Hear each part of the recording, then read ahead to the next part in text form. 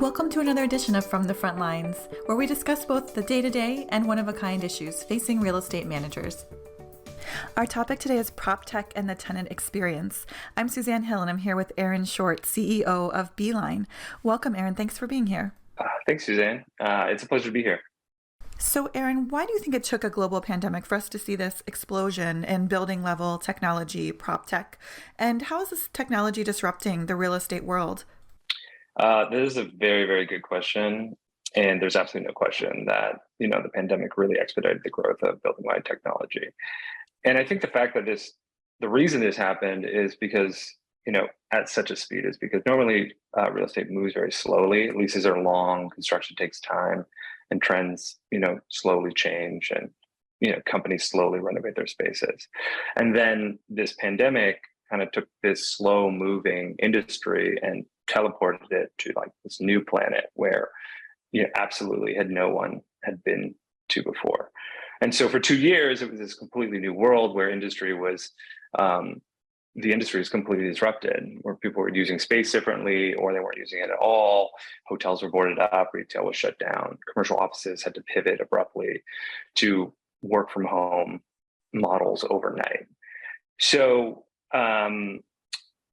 for the first time, landlords had this reprieve from the demands of day-to-day operations, that they were managing these existing assets, and they required highly accurate data from multiple sources at a speed and granularity that they had never experienced before. So this kind of served as kind of this perfect storm for Proptech companies that have been percolating before the pandemic to demonstrate the value of the interconnected data that they were collecting to building owners and asset managers that they suddenly just needed yesterday. So, I really think that this has really kind of helped propel Proptech to the forefront, just because it really helped people navigate these challenging times and make more important decisions, to address all the kind of endless list of unknowns that laid ahead and still lay ahead. So, yeah, I would definitely think tech is disrupting the real estate world because we now have this new normal of hybrid work. It's unknown territory. And, building owners want to prepare for a challenge time ahead, but they know that they need to be able to adapt more quickly and be more nimble than they were in the past. And they also just want to, kind of compete with working from home. People like working from home, and they really want to bring people back to the office. And PropTech is a way to kind of give them an experience that they can't get at home, and enhance productivity and really adjust to the new normal that we have. Yes, one of the positives that came out of the pandemic was certainly the acceleration of a lot of this technology, right? So what specific technologies are we seeing rise to the top in terms of real estate application? Kind of in short, I would probably say the technologies that are bringing people together in terms of building operations and people. So building owners and tenants need technologies that help tenants better manage their footprints while making workplaces more attractive to tenants. Technologies that are making buildings smarter, engaging tenants, and helping property owners and occupiers understand how to better manage their footprints are doing much better. The technologies that are doing kind of the best are PropTech companies that are simplifying processes and building efficiencies in an industry that hasn't really experienced significant change in centuries.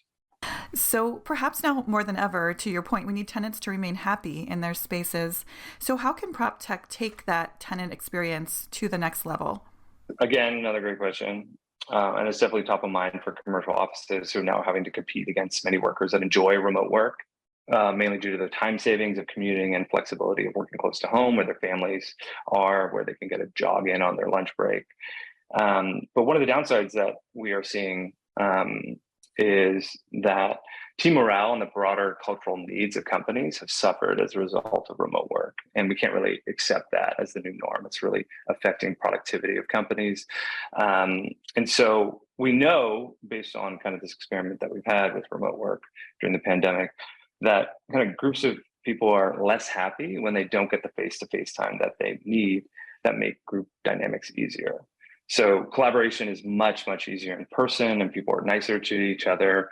Email and Slack and Zoom don't really bring out the best in people, but being in the same room, kind of having a meal together, collaborating really does. So what we do know is that people are happier, having a lot of flexibility around the places that they work. And we know that companies and teams and organizations are happier when people are working together. And so this has kind of led to hybrid work, and how do we manage that?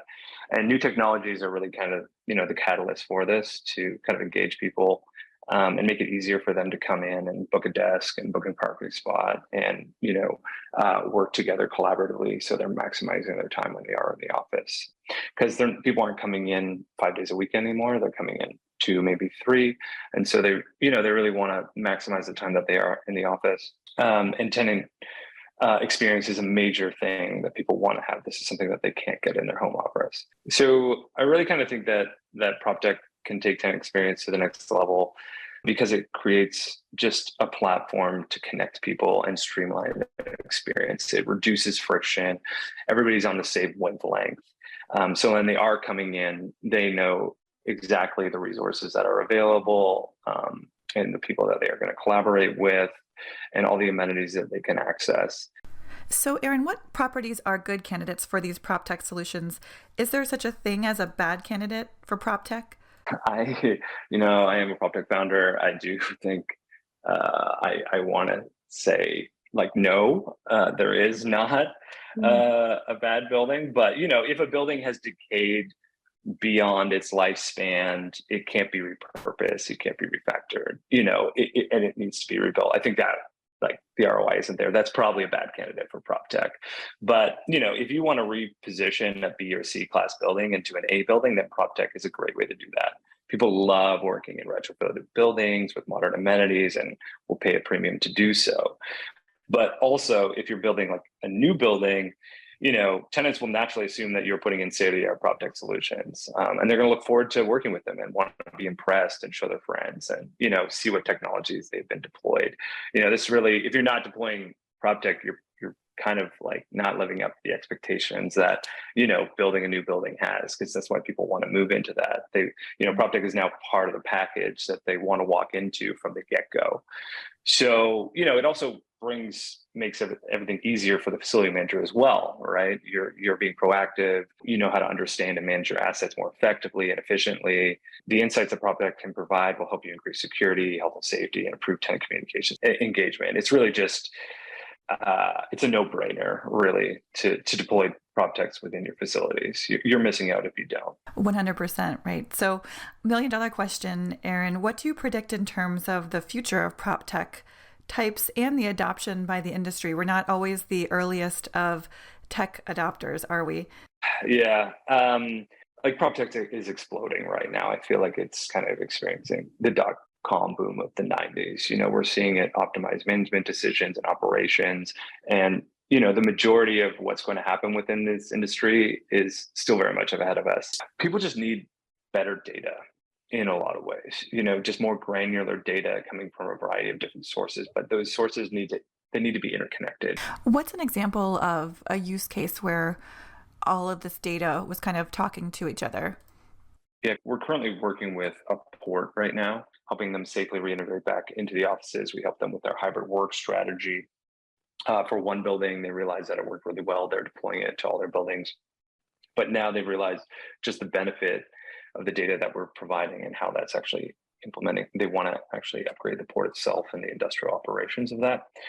And then also use that data at a district level to create what they're calling a port city and a smart district, in which everything is relying on data, interconnected data, in order to design the entire district and port, in order to kind of optimize operations and make it just competitive on the global stage.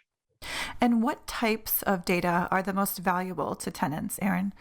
Well, I think a lot of it now, in terms of the data that's most interesting, is just how space is being used, right? Again, people are not coming in every day, in offices. And so they're like, okay, how do I maximize resources? What places do I need to clean? And what desks need to be booked? And then also, can I increase the amount of, occupants? It's really shifted kind of from occupancy into kind of utilization. And people want real-time data. They want computer vision. In terms of security, facial recognition is gaining a lot of traction very quickly. Digital access cards are now becoming, just standard. They used to be a luxury item, but now contactless entry is just what everybody wants. And they want it to just kind of be this seamless solution that gives them this interconnected experience that, they don't even really need to think about. They show up to work and everything's kind of being automated for them so that they are just much more productive at work. Coming into the office it's very frictionless. So, that's kind of what we're seeing within Proptech is really just collaboration, integrations, interconnected data. But people want to take data from a variety of different sources, such as cameras and access controls and occupancy sensors, and use them within a dashboard that just shows them how people and resources are moving and how they can, just adopt and change their services based on seasons. For instance, people's travel patterns change very differently in Canada, where I'm located, in the winter. People don't bike to work in the winter. So there's a lot more carpooling or single people driving or using transit.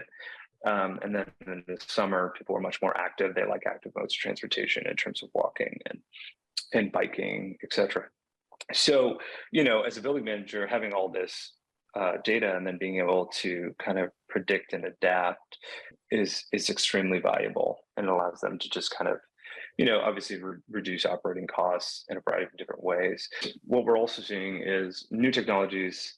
It can't come in and expect people to just rip and replace everything that's there in terms of the existing infrastructure.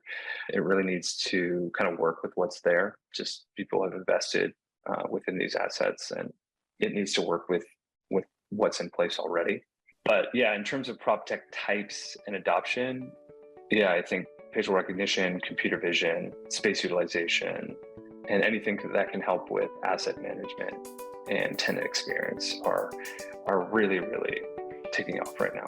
We really are just scratching the surface in terms of Proptech, right? It's exciting to see what's coming next. Thank you so much for your time today, Aaron. Thanks so much, Suzanne. It was a pleasure being here. Visit irem.org for more knowledge to take on real estate management's most dynamic challenges. That's www.irem.org.